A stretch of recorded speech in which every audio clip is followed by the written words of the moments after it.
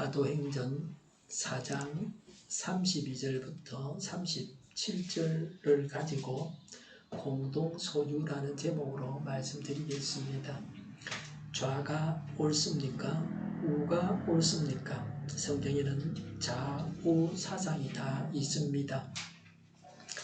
가진 자에게 더 주겠다는 말씀이 있습니다. 그런가 하면 토지를 똑같이 나누어 주고 팔지도 못하게 하셨습니다. 오늘 본문은 원시 공산사회를 보여줍니다. 지상천국을 만들어가고 있습니다. 어떻게 그들이 재물을 사용했는가를 보여주고 있습니다. 우리나라는 공산주의 나라와 대치하고 있는 최전선입니다.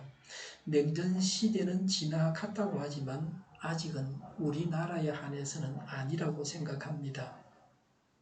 북에 사는 사람들은 지금도 여전히 통일을 열망하고 있습니다. 그들이 간절히 바라는 통일은 적화 통일입니다. 통일해서 다 같이 부유하게 사는 나라가 되어야 합니다. 통일해서 다 같이 가난한 나라가 되어서는 안 됩니다.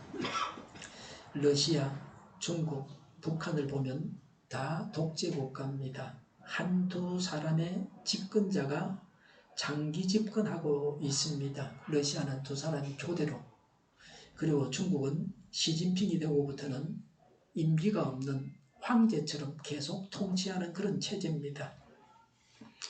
공산주의는 성경적인가를 보아야 합니다. 공산주의는 성경에서 나온 기독교 이단입니다.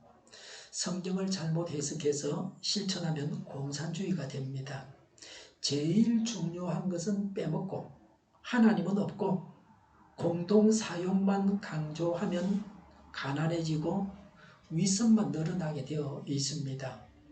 악인이 선한 사람으로 변하지 아니하고 어떻게 공산사회를 만들겠습니까? 기초가 없는 집이 어떻게 무너지지 않겠습니까? 표준 세번역 성경에는 오늘 본문의 제목을 공동소유 생활이라고 했습니다. 공산주의 사상이 이 구절에서 나왔습니다. 우리가 성경을 면밀하게 연구해서 제대로 해야 합니다. 이 세상이 천국에 더 가까워지게 해야 합니다. 더 나은 사회와 국가를 만들어야 합니다. 하나님이 기뻐하시는 세상을 만들어야 합니다. 사도행전 4장 33절에 사도들은 큰 능력으로 주 예수의 부활을 증언하였고 라고 했습니다. 공산주의 국가에서는 공식적으로 환대받지 못하는 것이 예수님이 부활하셨다고 증언하는 것입니다. 공산주의 국가는 있는데 기독교인만으로 구성된 국가는 지구상에는 없습니다.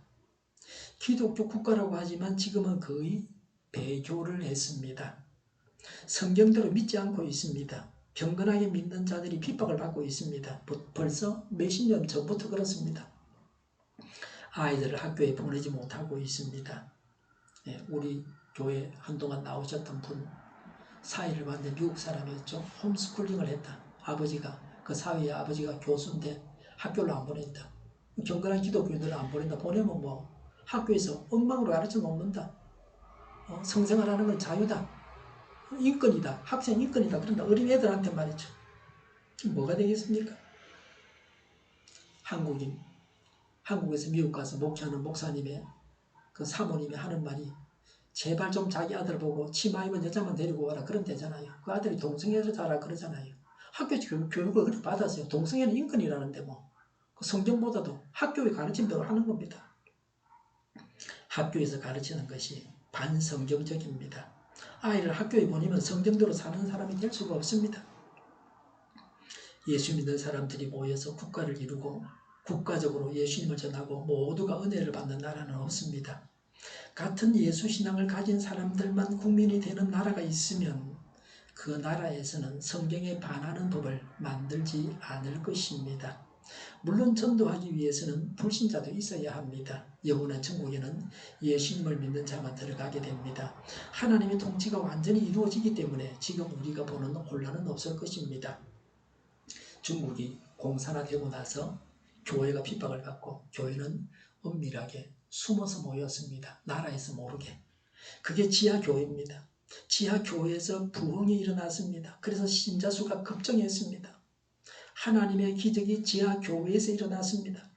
중국은 공산당 일당 독재 국가입니다. 그러나 중국인들 중에는 신자가 많이 있습니다. 하나님께서 하시는 일은 사람이 다 알지 못합니다. 핍박을 받아도 교회가 성장하게 하셨습니다. 초대 기독교 교회도 핍박 중에 성장해 갔습니다. 요새는 교회가 무슨 일을 할 수가 없습니다. 목사들이 아버지를 방문했다가 고령의 아버지가 코로나에 감염돼가지고 아들한테 감염돼가지고 사망했다고 언론에 났습니다. 국회의원이나 장관이나 의사나 삼성이나 LG에 다니는 사람이 아버지를 감염시켜가지고 아버지가 사망했다는 기사를 본 적이 있습니까? 신부나 성녀가 그랬다는 기사를 본 적이 있습니까? 조사를 해봐야 되겠지, 있는지 없는지는요. 근데 그런 기사는 안 나요. 유독 목사가 그랬다, 그 기사가 나는 겁니다. 조심해야 됩니다. 저는 목사님들 모임에도 잘 안 가요. 만약에 감염이 되면 또 교회가 얼마나 욕을 먹겠습니까? 사도들의 교훈과 설교와 증거의 핵심 내용이 부활이었습니다. 십자가는 유대인들이 전통적으로 끓이는 것입니다.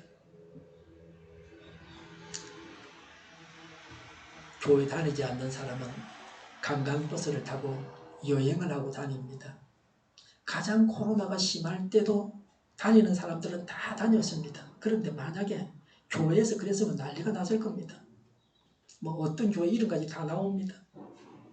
교회가 핍박을 받으면서 정결해지고 성장해 가면 좋겠습니다.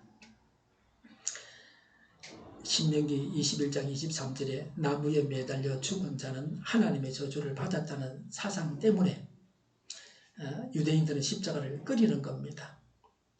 사도들의 교훈과 설교와 증거의 핵심 내용이 부활이었습니다. 그래서 예수님께서 십자가에 못 박혀 죽으신 사건은 제자들을 다 제 갈 길로 흩어지게 만들었습니다. 그러나 예수님께서 부활하셔서 예수님께서 못 박히신 십자가가 구원의 표적이 되었습니다. 예수님만이 이 세상의 주되심을 확정하셨습니다.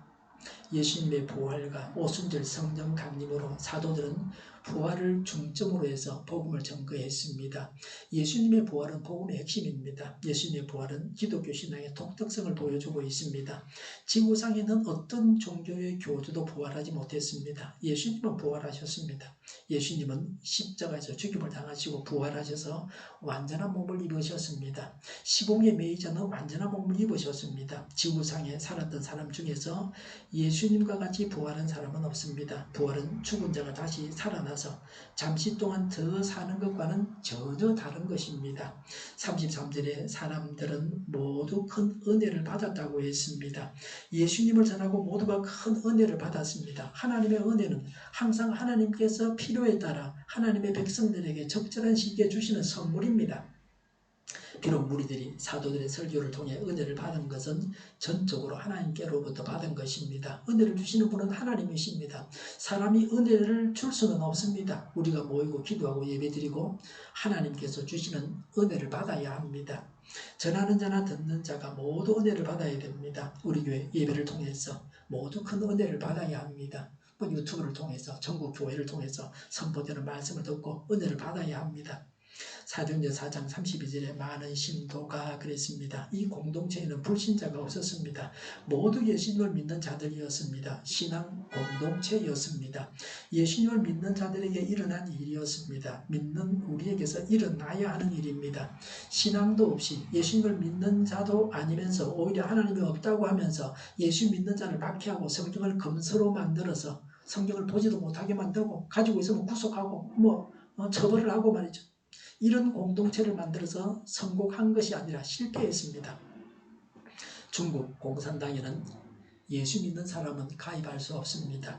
얼마 전 어저께 신문에 났는데 우한에 가서 간호사 해가지고 영웅 대우를 받은 사람이 군인하고 결혼을 했는데 알고 보니까 자녀도 있는 사람이고 남편도 있는 사람이었다. 그래서 그 사람에 관한 모든 걸 다 지워버렸다. 그런 기사를 본 적이 있습니다. 잘 조사를 안 하고 간호사도 아닌 사람한테 간호사라고 그렇게 속고 있었다 사람들이 말이죠. 공산당은 기독교 이단입니다. 이단이 정통교회를 핍박하는 겁니다. 예수 믿으면 공산당에 가입을 안 시켜준다. 공산당이 움직이는 나라가 중국입니다. 옛날에는 중공이라 그랬죠. 그게 공산주의입니다. 대만은 감리교 신자가 주축이 되어서 이룬 나라입니다.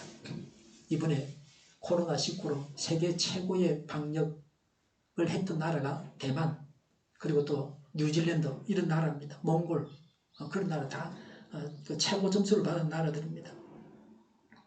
베트남은 공산주의 국가들은 공산당이 다스리는 나라를 확장시키려고 합니다. 공산주의 국가를 많이 만들려고 그러죠. 베트남은 북이 남을 공산화했습니다.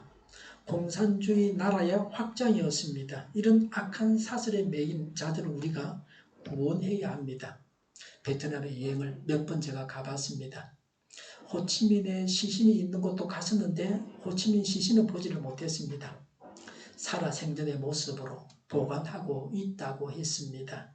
그 모습을 그렇게 만드는 거죠. 속은 반부 처리를 하고 그랬겠죠. 몇 년에 한 번씩 러시아에 가서 1년인지 몇 년인지 러시아에 가가지고 처리를 하고 그래 온답니다. 시신을 보지 못해서 제가 서운하지는 않았습니다. 호치민은 남과 평화조약을 맺고 약속을 어기고 4.20 인근 지하에 군인 수만 명, 제 기억에는 4만 명인 것 같아요. 숨겨뒀다가 갑자기 나와서 남쪽 나라 대통령과 부통령을 죽이고 통일을 시켜놨습니다. 제가 어떻게 하느냐고요? 그 나라에 가서 그 4.20이 지금은 호치민시가 됐잖아요. 호치민이 점령하고 나서 호치민 옛날 4.20의 대통령 궁을 갖다가 박물관으로 기념관으로 만들어서 거기 가면 대통령과 부통령이 총 맞아서 화물차에 실려있는 사진을 걸어놨어요. 그렇게 통일시킨 겁니다. 우리나라 대통령하고 국무총리하고 총으로 쏴 죽였단 말이죠. 그런 식입니다. 남쪽을 위해서 일했던 그런 사람들 다 죽였어요. 자본주의 사회에서 배신한 사람들은 공산주의 국가에서도 배신한다 그래서 다 죽여버린다. 그러니까 베트콩들도 다 죽인 거예요.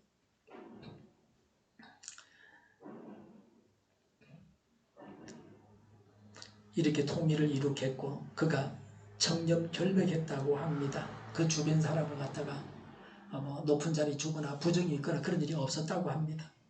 그래서 그를 존경하는 사람들이 있습니다. 지금은 베트남의 한국 기업들이 베트남 사람들을 고용해서 공장을 운영하고 있습니다. 베트남은 주변국에 비해서 경제적으로 앞서가고 있습니다. 이제는 베트남이 중국보다는 미국과 더 가까운 나라가 되었습니다. 국경 문제로 인해서 중국과는 사이가 원만하지 않습니다. 우리나라도 모든 면에서 베트남과 비슷한 처지에 있습니다. 사실 정확하게 말하면 고구려 땅 안에 아마 북경도 들어갈 거예요. 그것도 다 우리 땅이라 그렇게 말할 수 있습니다. 사상보다 더 중요한 것은 국가의 이익입니다. 중국은 땅이 크고 주변 나라들과 국경 분쟁을 벌이고 있습니다. 지금 그러합니다. 인도와도 사이가 좋지 않습니다. 남중국해를 다 자기들 바다라 그럽니다. 자기 땅에서 한참 밑으로 내려와 있는 남중국해, 베트남 옆에 있는 그 바다 전부 지 거랍니다. 우리나라가 이런 중국 옆에 있습니다. 미세먼지도 많이 들이마시지만 코로나 덕분에 공기는 많이 맑아졌습니다. 우리는 수천 년 동안 중국에게 조공을 바치면서 살아왔습니다. 천여도 바치고 인삼도 바치고 조공을 다 갖다 바쳤어요. 중국은 주변 나라들을 오랑캐라고 하면서 오랑캐 나라들, 주변 나라들을 착취해서 자기들은 세계에서 최고로 부유한 나라를 이루었습니다.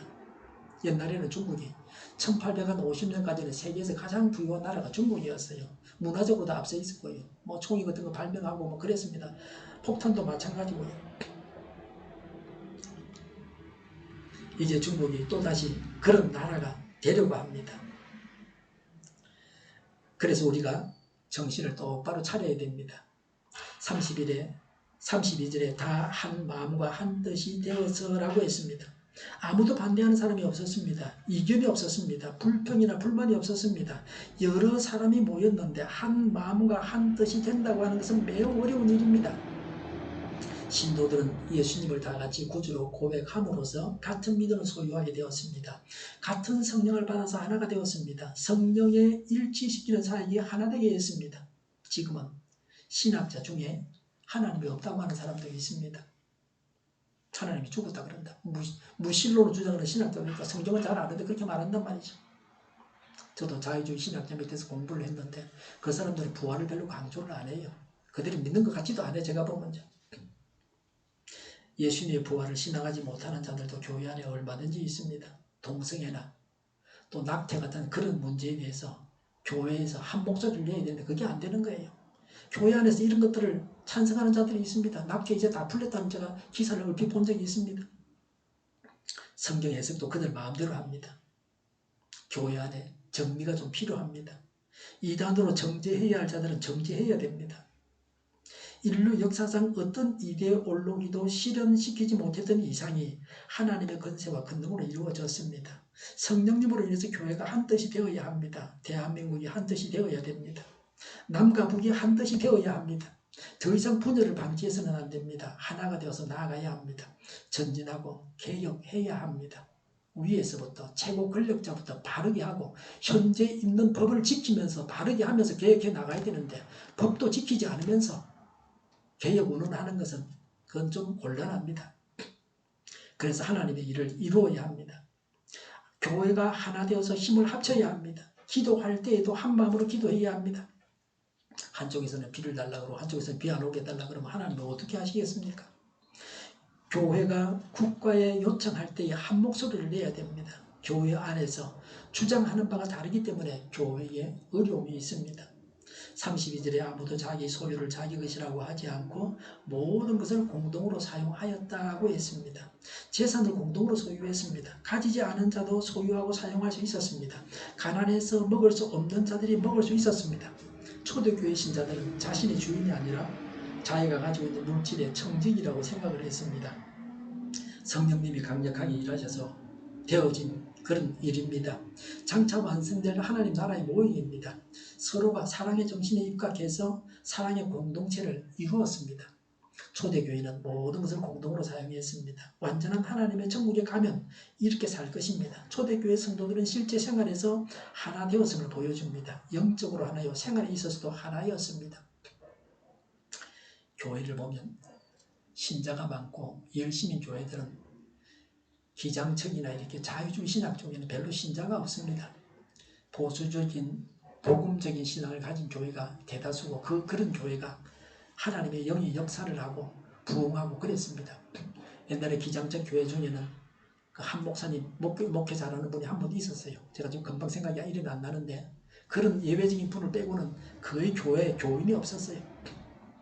지금도 주로 자유주의 신앙을 주장하고 정반대 목소리를 내는 사람들은 그런 사람들입니다. 별로 교회에 기반이 없는 사람들입니다. 신학 박사는 많이 있어요.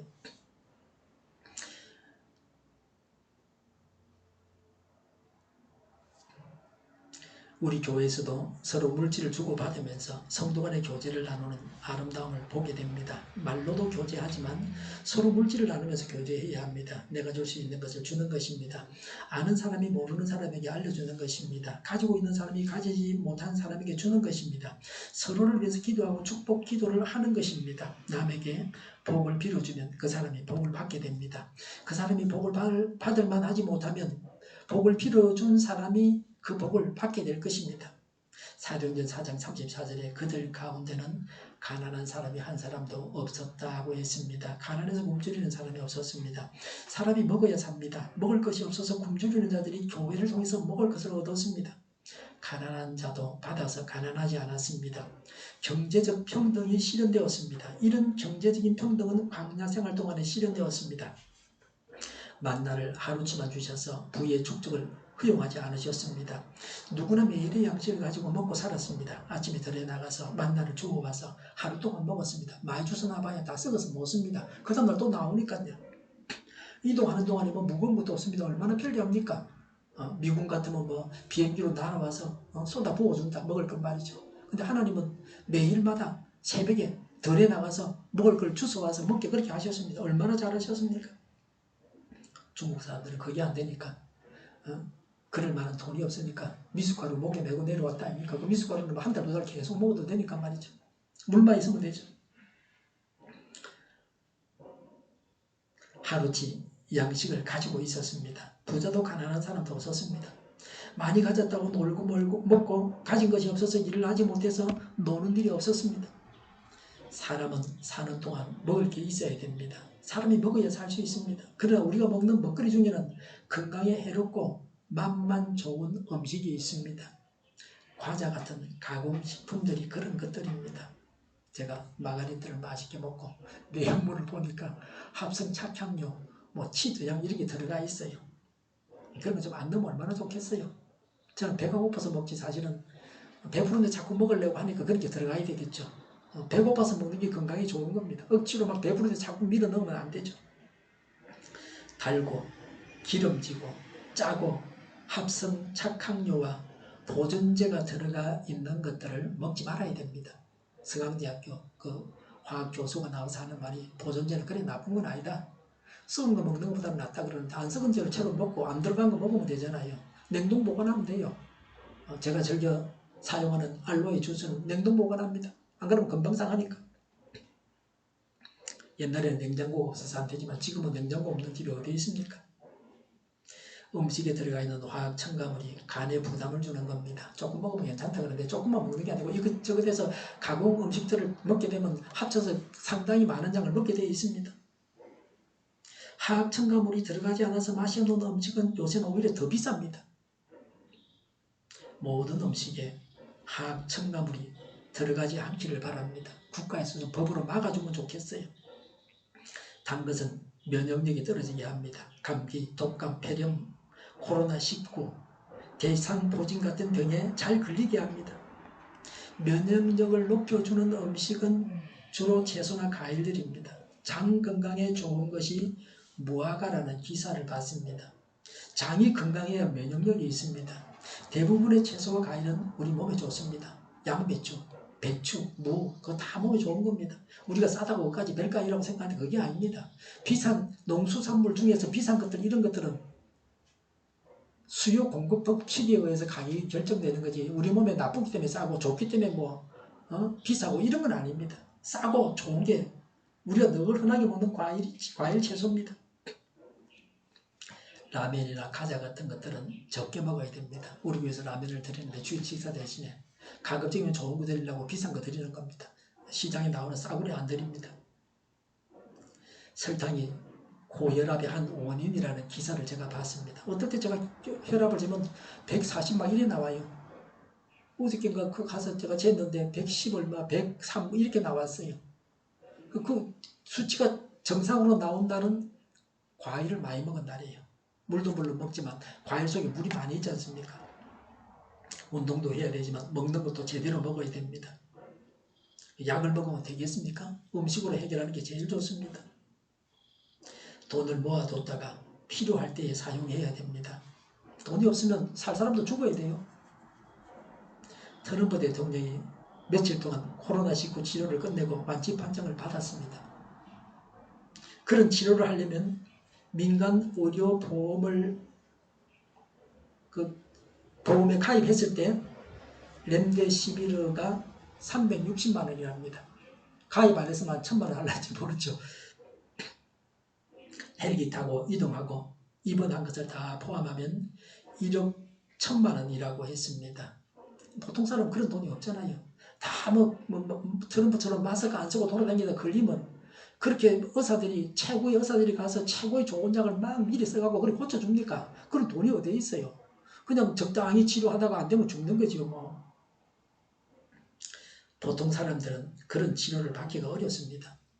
우파 나라에 속하는 미국이나 좌파 나라에 속하는 북한이나 모든 사람이 평등하지는 않아요. 김정은이하고 저기도 평방에 사는 사람하고 사는 생각은 천장지차지요. 트럼프하고 돈 없는 가난한 사람하고 천장지차입니다. 차라리 미국에서는 너무 가난해가지고 의료보험 혜택이라도 받을 수 있으면 그건 다행입니다. 그것도 못 받는 어중간한 사람들은 아파도 병원도 못 갑니다. 저 육촌 형님 중에는 그래가 돌아가신 분도 있어요. 좀 좋은 직장에 들어가서 의료보험이 되니까 검사해받다 보니까 이제 늦었다는 거 우리 돌아가셨죠. 저보다 3살 많은데. 전국민 의료보험이 안 되는 나라가 미국입니다. 돈이 있는 사람은 더 나은 치료를 받을 수 있습니다. 최고의 의료진들이 그를 돌봐서 그렇게 빨리 완치시켰습니다. 마스크를 잘 쓰고 다녀서 감염되지 않게 하는 게 최선입니다. 공연히 미국 대통령 따라가지 못하는 지점에서 떨어지면 죽는 겁니다. 34절에 땅이나 집을 가진 사람들은 그것을 팔아서 그 판돈을 가져다가 그랬습니다. 가난한 사람이 없었던 이유를 말합니다. 밭과 집이 있었던 넉넉했던 성도들이 일용할 양식으로 만족했습니다. 만나의 경제 원리를 받아들였습니다. 그래서 여유분을 필요한 자들에게 나누어 줄 수 있었습니다. 성령 공동체 내에서 극단적인 부와 지독한 가난이 사랑의 구제를 통해서 경제적 평등과 연대감을 창출해내는 놀라운 역사를 일으킨 것입니다. 법이나 제도로 이룬 것이 아니라 하나님께서 각 사람에게 일하셔서 자발적으로 한 일입니다. 개인의 소유권을 인정한 가운데 이런 일들이 일어났습니다. 성경에 나오는 공산사회입니다. 부자의 것을 빼앗아가지고 가난한 자에게 준 것이 아닙니다. 스스로 내어놓았습니다. 중국은 공산화 되기 전에 부자들이 다 도망갔습니다. 돈 많은 사람들은 배를 사갖고 캐나다, 미국 이쪽으로 도망가고 돈 좀 없는 사람들은 그까지 못 가니까 그런 큰 배를 못 사니까 동남아시아 이런 데 다 도망갔어요. 지금도 동남아시아 가면 중국 사람들이 모든 상권을 다 쥐고 있어요. 웬만한 건물들은 다 중국 사람들 거예요. 그 새들 가면 중국 사람한테 세를 내는 거예요. 거기 갔다 온 사람들은 중국 사람 무시를 못한다. 예.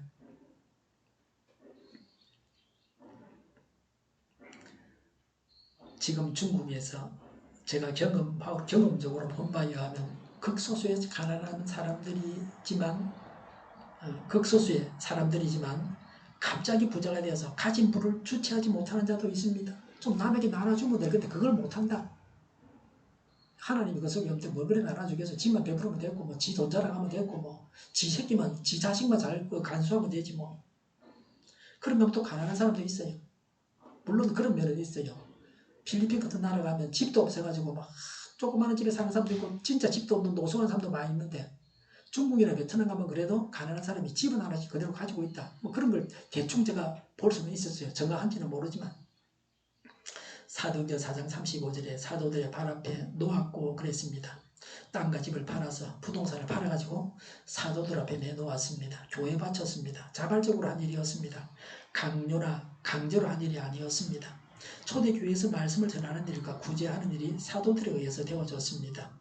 공식적인 유일한 직분자는 사도들 뿐이었습니다. 그러다가 이 구제 사업은 나중에 집사들의 전담 업무로 이관되었습니다. 집사를 세우고 집사들이 구제하는 일을 전담했다. 35절에 사도들은 각 사람에게 필요에 따라 나누어 주었다고 했습니다.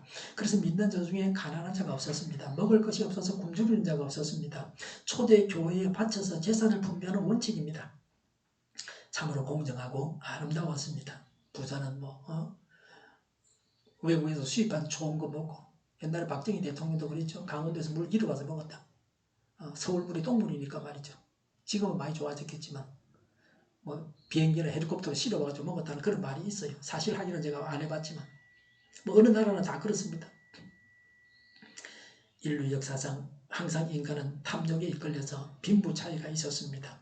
가진 자는 더 가지려고 욕심을 부립니다. 가난한 자에 대한 물질 분배가 이토록 순조롭게 진행된 적은 없었습니다.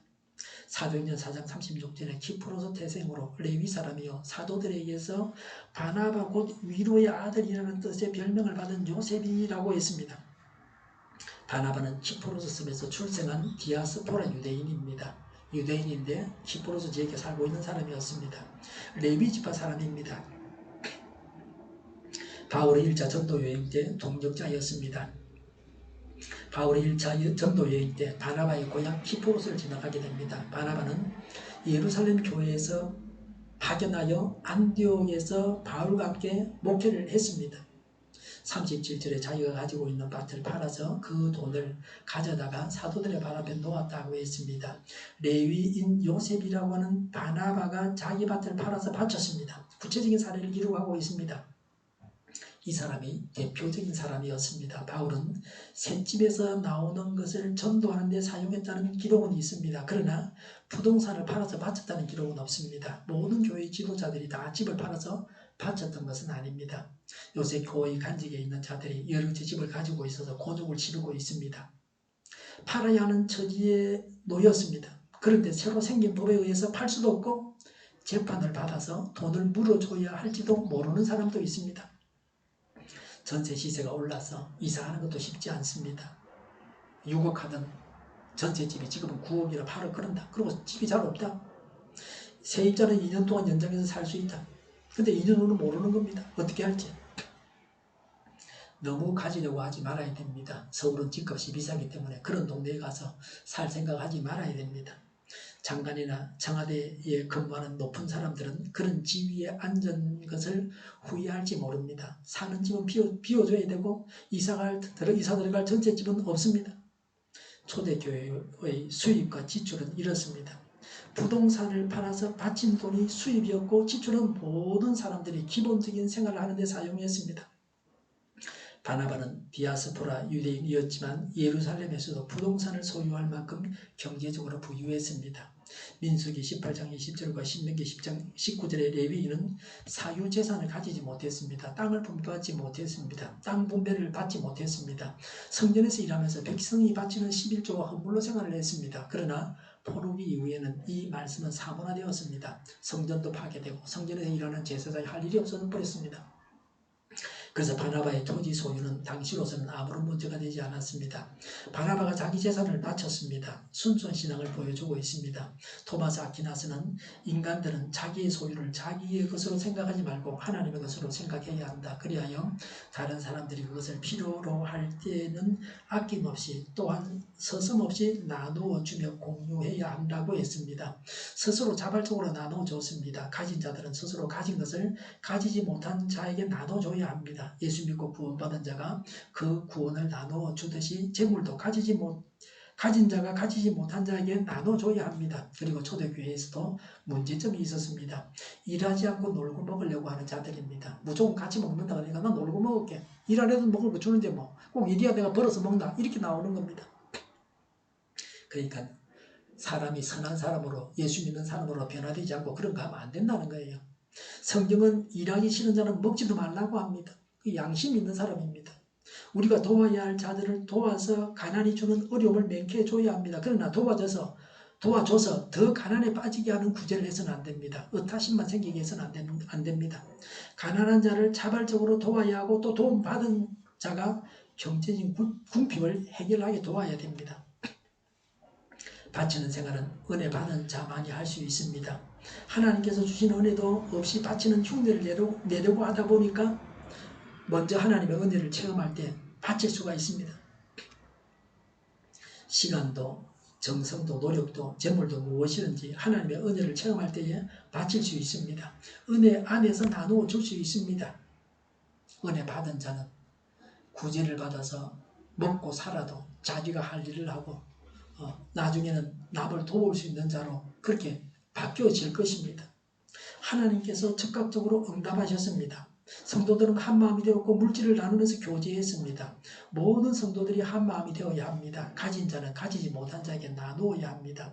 물질도 나누고 부활의 복음도 나누어야 합니다. 그래서 모두가 은혜를 받아야 합니다. 우리를 통해서 사람들이 하나님께서 주시는 은혜를 받아야 합니다. 한마음이 되고 물질을 나누고 교제하며 하나님께서 주시는 은혜를 받아야 합니다. 기도하겠습니다.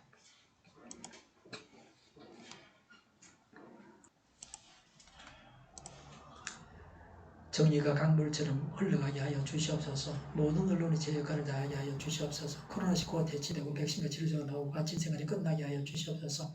오늘보다 내일이 더 낫게 하여 주시옵소서. 우리 통일교회가 만국을 지나게 하여 주시옵소서. 예수 이름으로 명하노니 모든 병만은 물러가고 몸의 모든 부분들을 온전하게 될지어다. 신유의 기적을 베푸셔서 지금도 저희의 질병을 고쳐주시옵소서.